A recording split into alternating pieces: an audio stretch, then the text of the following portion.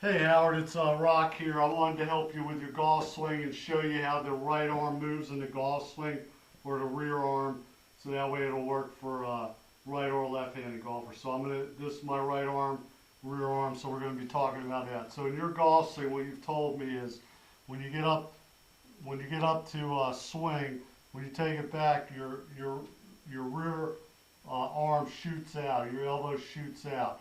So in anatomical terms, that's called, when your arm's moving away from your center line, that's called abduction. When your arm's moving towards you, that's adduction. So basically your arm's adducting. So the root cause of that is what your grip, you have your grip up, on top like this, and when you take it back, that makes your arm want to abduct, abduction, that way. So now if we take the arm and we rotate it, so supinate the forearm and come in and like a claw here, what that's going to do is make it so when you take it back, the elbow will just straight bend, okay, and it won't get away from you. All right, so that's the basic cure. Now I wanted to go through a couple of anatomical terms so you understand all the details of exactly how I'm moving my right arm in the swing. So if you look at the body in this direction, so split me down the side this way, that's called the coronal plane.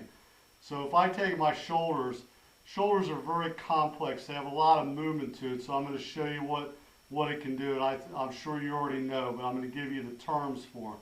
So when I move my shoulders together like this, that's called protraction, okay?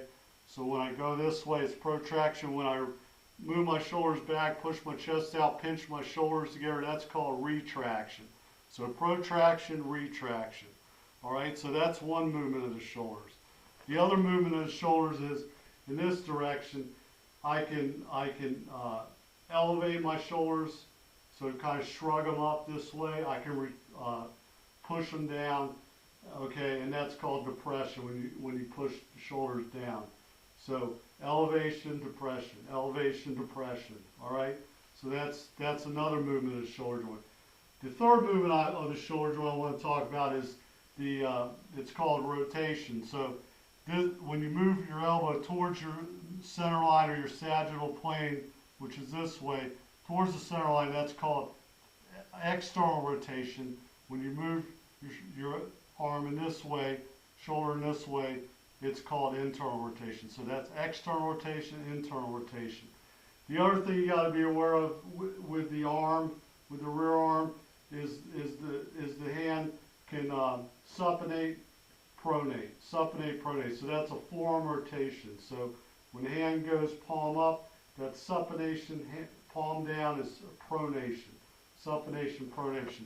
And the other thing I want to make you aware of with the arm, and specifically the wrist, is the wrist can go this way, which is called ulnar deviation, radial deviation, ulnar deviation, radial deviation. So when I set up to the ball, what I do is I take my shoulders and I depress them, I protract them, okay? So and then I move the elbow in towards my center line, so that's an external rotation of my shoulder joint.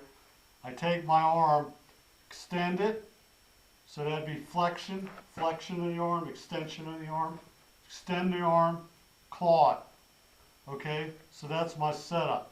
All right, so my shoulder joint is again depression of the shoulder joint, protraction, it's adduction because I'm moving my arm inward towards the center line. I got my arm in extension. I got my forearm supinated. I got pretty much a neutral wrist, so I don't have too much radial deviation or ulnar deviation. But that's the configuration I get into. Okay, so what that enables me to do is I just fold my right arm. Just fold it so it just folds up. I keep that situation going on, and then when I get into here, this elbow is my stability point because I got my whole arm wound and in a position where it's very, very stable, very stable. And then I move through the butt of the club comes in towards my rear elbow and compresses the golf ball, okay? So that's how I use my right arm or rear arm in my golf swing. I hope that's really helpful. I wanted to show you a little, how I kind of practice, getting in this condition. So I kind of get up in here, get my right rear arm in position, and then I can just sit there and just practice chips where I just fold and unfold, okay? So that's as simple as it is.